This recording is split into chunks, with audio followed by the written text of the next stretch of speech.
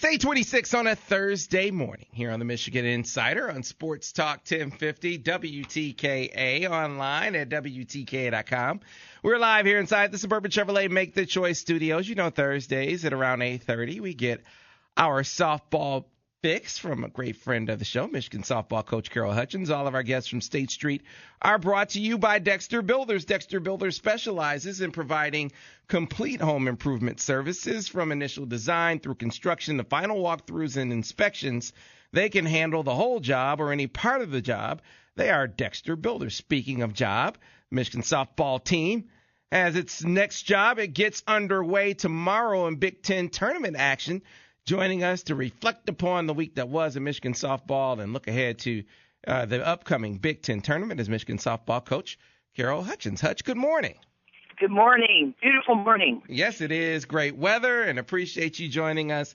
As always, is the Big Ten tournament slated to get underway. But, Coach, before we talk about your one-seeded Wolverines, the seventh straight Big Ten title. Let's talk about that final series of the regular season versus Wisconsin.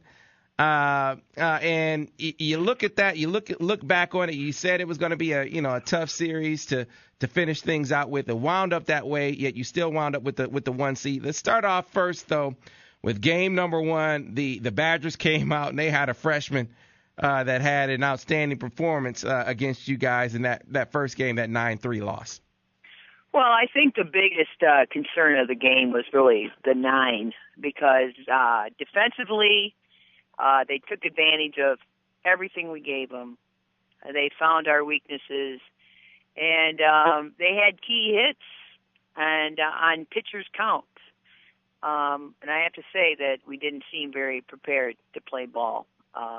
I think our kids went into that game just more afraid of the outcome or the consequences of not winning than just playing softball and Michigan softball. It was not good softball by any accounts. Mm-hmm. Well, you come out the next game, though, and you absolutely play Michigan softball 10-1. You mercied them. Taylor Hasselback, and one of her weekend home runs was big for you in that game, and Megan held them to 2 hits that game. Well, and again, that was definitely key to the game because Betsa was lights out, and 2 hits in that game. We couldn't. It just gave the team a lot of confidence that we were going to hold them, and so the offense went to work. And we talk about it often how important that defense starts on the mound. And the pitcher set the tone of the game, and we need them to come out and show the team that they're going to do their part. And, hey, I got this. You guys do your part, I'll do mine. And Megan Betsa was outstanding. Mm-hmm. And so then game 3, a 9-inning affair, and, Taylor Hasselbeck again. I kind of want you – we haven't really singled her out much this season, but kind of want you to talk about her performance because you're down 1 in the 7th, and she hits a solo home run to tie it and send it to extra innings. Well, I'll tell you what, it was such a great game. It was a great game that we just didn't happen to get on the winning end of. But they had just taken a lead in the top of the 7th, which, the dynamics of that are beyond everything else. We've only got 3 outs to try to score. There's a lot of pressure all of a sudden on our hitters. And Taylor Hasselback was the leadoff hitter of the inning, and she's our 6th hitter. And she went up there and hit the first pitch as far as I've ever seen a ball hit, ever. She whomped it. She hit all the ball. She hit it so hard, Sam, I'm surprised the ball didn't explode. She hit all of it and just put us right back in that game. And, I thought we were going to win at that point. It fired us up. But unfortunately, then we had 7, 8, 9 come up. And what we needed to have happen at that point when they were down was we didn't have to necessarily score, but we needed to have good at bat and have some contact. And people don't realize how important those things are. Just to let them know we're coming at them and to, get under their skin. And we did exactly the opposite of that. We had a very poor at bat to start and went right through the order there. And they turned around and came back in the 8th. And unfortunately, in the 8th inning, we had Doyle lead off the inning with a single, Sappingfield follow up with a single. We had runners on first and second with nobody out, and we didn't get anything out of the inning.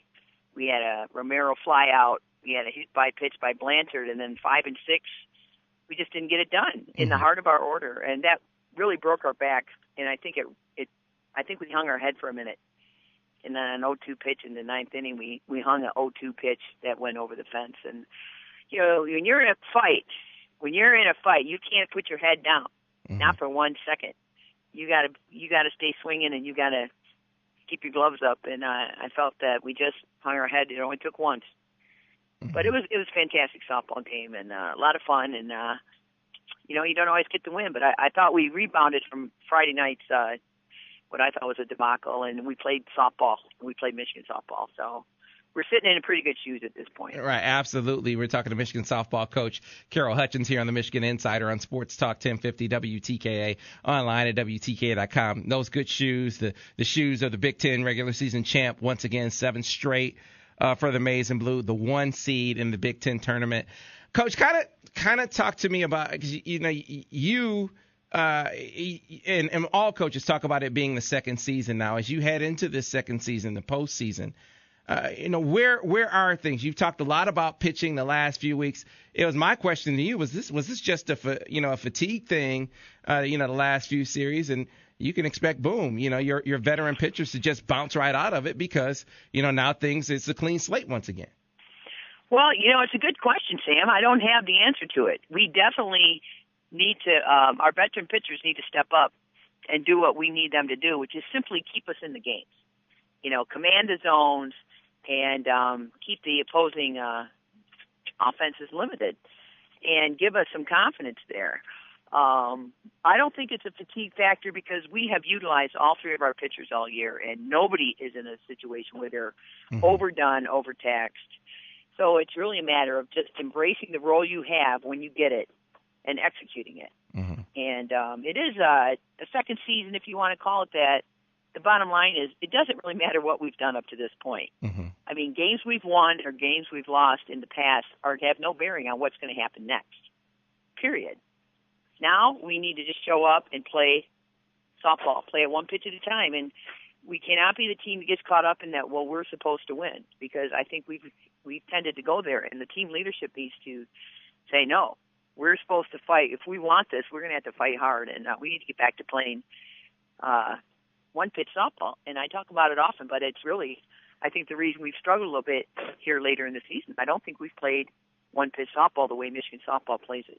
Well, gotcha. Well, certainly if things return to form for how they were the majority of the season, this team is going to be more than okay. Big Ten awards kind of are indicative of that. You have the Big Ten Player of the Year in Sierra Romero. Obviously, Romo was a first team All Big Tenner, as was Lindsey Doyle, Nicole Sappingfield, and then you even on the second team you have Megan Betza, Taylor Hasselbeck, Lauren Sweet, and Haley Wagner. So your team very well represented when it came to the postseason recognition. Well, and not surprising, really. We had a lot of kids have great seasons. And at this point of the year, though, we just need them all to recognize that we're good. We're individually, we're good. Player for player, we're good. And make sure that translates into a good team, because we need to be a good team. And at this point of the year, those awards aren't going to win us anything. What's going to win us is fight on the field. Absolutely. And so Big Ten tournament play opens today down in Evanston. Now, Michigan has a bye into Friday's quarterfinals, and you guys will play the winner of Iowa and Illinois. And then all games from Friday through Saturday will be on the Big Ten Network, with the semifinals and finals coming on Saturday. So great opportunity to get things back on the right track as you head into the next postseason challenge, which is the NCAA tournament. So, Coach, again, we wish you luck there. I want to now kind of focus on what was a wonderful experience, and I appreciate you calling in on Friday to reflect. But the folks that listen to you during your normal segment here on Thursday, kind of tell them how the Softball Academy wound up going that big final number that you guys came up with. Well, as everybody knows, or if you don't know, the Academy ended up with a total of $118,000 raised in that evening, and it was the biggest and best by far that we've had ever in our 5th Academy. We had 250 participants. We had 17 MVPs, so the MVPs are the ones who raise over $1,000 online. And your group, Sam and Ira and Skip, they were part of that group. And, of course, it kicked off Ira's wedding weekend. It was just a fantastic evening, and we are so grateful to all the sponsors. We're so grateful to all of the captains who really made this thing tick. We're really grateful to the one of the greatest rivalries in college athletics, WTKA versus Laura Hoke's Boobies. It was just never ending, and the cause is fantastic. Michigan softball, we are really proud that we have surpassed the $450,000 mark in funds raised for making strides against breast cancer, and we're on a march to $1 million.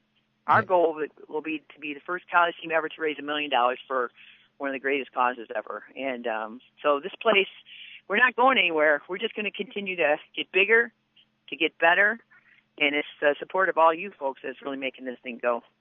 Well, Coach, I think it's, I don't know that I said this to you before, but I think you go through that academy experience and you see all the reasons why your program is so great. The kids are unbelievable in how engaging they are, how thoughtful they are with the people and the teachers that they happen to be.